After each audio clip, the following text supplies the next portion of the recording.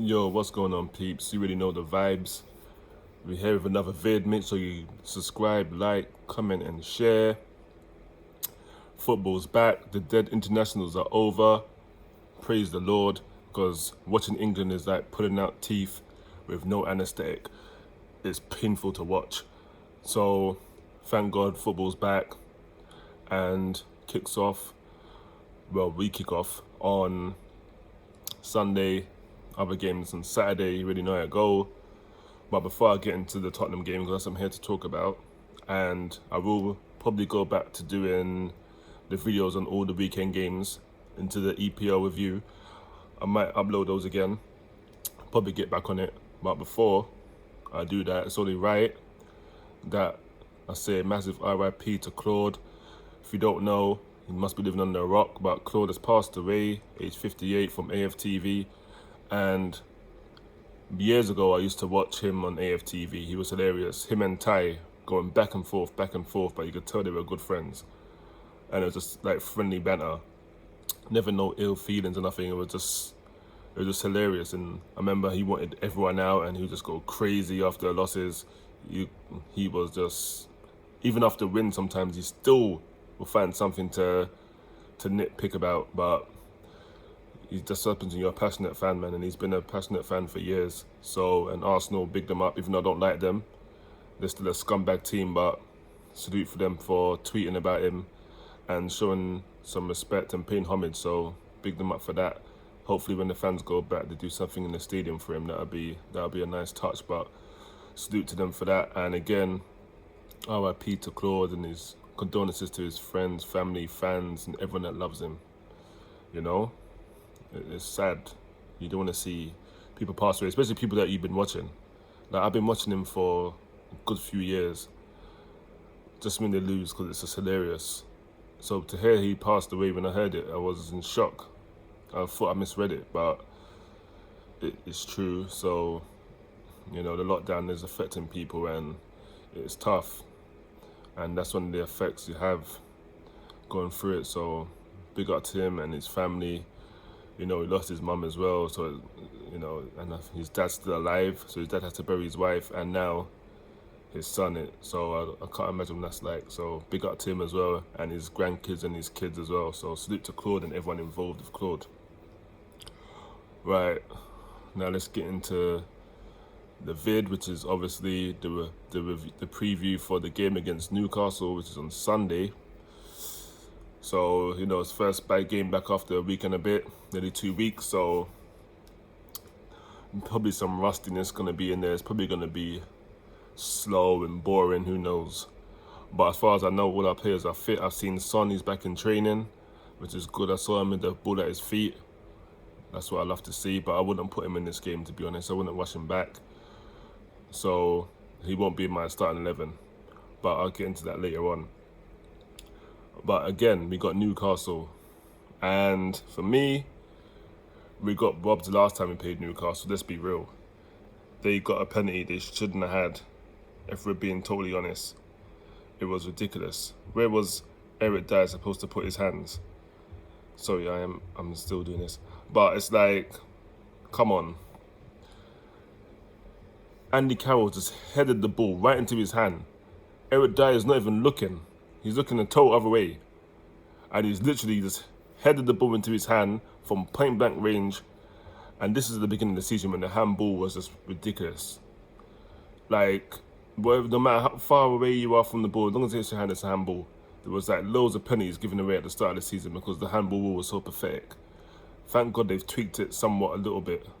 Not much, but it has been tweaked. But it was pathetic, and to be honest, we should have been out of sight if we're being honest. Again, another game where we were not clinical enough, and to be fair, Darlow did make some brilliant saves that game, if I remember correctly. I'm sure it was Darlow in goal, and he was brilliant that day. If we're being real, he kept them in the game and got them that point. But even Steve Bruce, if the opposition manager's coming out saying it's not a handball, it just tells you, you know, like, come on, what's going on? So we're going to want some revenge, surely. We're away this time. We're at theirs, so, you know, we usually do pretty all right there. So let's hope we can repeat and get a win. I remember last season they beat us at home and that was diabolical. But we need to go there, do the job, get it done early, and then take some players off and bring players on and whatever else, and just rotate that squad. Because we do have Man City coming up in a couple of weeks or so for the final of the League Cup. So definitely, I think resting players and rotating is going to be very important for the next few weeks. Now, obviously, we're out of the Europa League. We're not in the FA Cup. We've already got the League Cup and the league. Now, for me, yes to win the League Cup, and top four has to be a must. That's a must. Now, if he wins, does he stay? For me, I would say he has to go because I don't want to see that footballer for another season. I'm sorry, I can't do it. It's not brought the results I was expecting. To be not to have all competitions apart from the League Cup, we got to the final, cool. But the Europa League in that fashion, no. I don't want to watch that again. It's not worth it, clearly, and it's not good for my health. So for me, even if he does achieve those 2 targets, he's got to go. We can't start next season for me. Definitely not, because that's unacceptable. We was in the Europa League final. We've done this, we've done that, and we've just dropped off. We need new players, fresh faces. We need to get rid of the deadwood. Obviously, that's not his fault, but you got to work with what you got to work with. I've seen managers work with. Alex Ferguson won the league with probably the worst Man United team I've ever seen. So it can be done. Not obviously not winning the league, but winning things is doable with a dead squad. So it's whatever. It needs to be addressed. Need to get their checkbook out, bring some new players in. Obviously, once you get the deadwood out, bring some new faces in, and we got to rebuild. Because if not, Harry Kane's going to leave, Son's going to leave, and we're going to have who? Then we're going to have an extra rebuild, and we're going to be finishing 10th, 12th, and I'm not trying to see all that. So for me, certain things got to be addressed, but we worry about the end of the season. Right now, we still much in the league, still a few games left. So let's get over the line, finish our League Cup, and then we can reassess. But for me, Sunday 3 points is a must. Not a draw, definitely not a defeat. I do not want to see a defeat, or I'm going to be fuming in my match review and player ratings. So nothing but a win will do. And I think if we set the right team, as far as I know everyone's fit, then there's no reason why we can't go there and get 3 points, because Newcastle are not in the best situation. Steve Bruce is in turmoil. He's giving players loads of days off with no training, which is never a good thing, by the way. So they're in an absolute muck. So we need to take advantage. So for me, just getting to starting 11. For me, in goal, obviously, Hugo Lloris. No brainer. He might be leaving, if not this season, next season for sure. But for me, he's run his course anyway.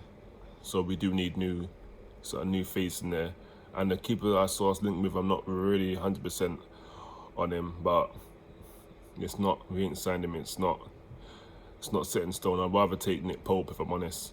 He'd be a better option for me. Premier League proven, and distribution's a little dodgy, but shop stopping, that's what we need. I don't want someone playing that from the back, because we can't play that from the back for most part. So for me, Nick Pope would be the go-to, but I digress. So Lloris in goal. On the right, we're going with Aurier. He's the best right back we got, if we're being real. Tanganga's alright, but he got knocked out of the Euros, so he's probably not in the right frame of mind, who knows. But we don't need no passengers. And going forward, it doesn't really bring anything. So for me, Aurier comes in. Centre backs, I'm going Alderweireld, Roden. Sanchez has been alright, but for me, Alderweireld and Roden, I think I'll put in this game, if I'm being real. And Reguilon, if I remember correctly, he was injured in the last game. So if he's injured, obviously Ben Davies comes in. But if not, actually, even if I'm going Ben Davies. Reguilon we do need for the deliveries, but If he's just come back from injury or he's not right, then obviously Ben Davies got to come in. So yeah, it's going to be Ben Davies for me. Ahead of them, obviously Højbjerg and Dombley. That's the best pairing we have. Højbjerg's defensively, he's brilliant. He was brilliant in the last game against Villa. And Dombley, well, you already know what you're getting from him. He's going to win free kicks. He's going to be strong, go forward, and try find that pass and make something happen. So, yep, that's what I want to see. No Winks, no Sissoko, none of that.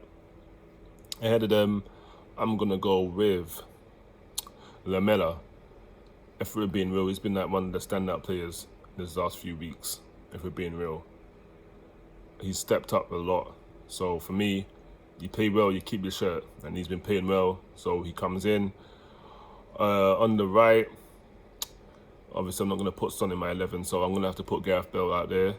He was awful in the derby, awful, but with injuries, Bergwijn's not much better. So for me, Bale comes in. On the left, I'm going to go with Lucas, because he's been brilliant as well. Him and Lamela have been consistently good, at least 7s for the last few weeks. But actually, Lamela was 7 until he got sent off against Arsenal, but he's been pretty much a 7 and above, both of them, for the last few weeks. So for me, Lucas comes in, and of course, Harry Kane, 2 goals in the qualifiers for England. It's a no-brainer. He's got 27 goals for us, I believe, this season. So yep, he comes in, walks right in, moonwalks right in there. So just to go again with the 11, Hugo Lloris in the goal. On the right, Aurier, centre-back pairing of Alderweireld and Roden. Left back, Ben Davies. Ahead of them, Højbjerg and Dombley. Number 10, Lamela. On the right, Bell. Up top, Kane. On the left, Lucas.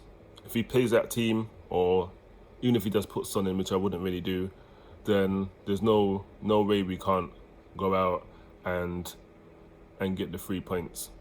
If he puts Dele in, which I doubt, but if he did, cool.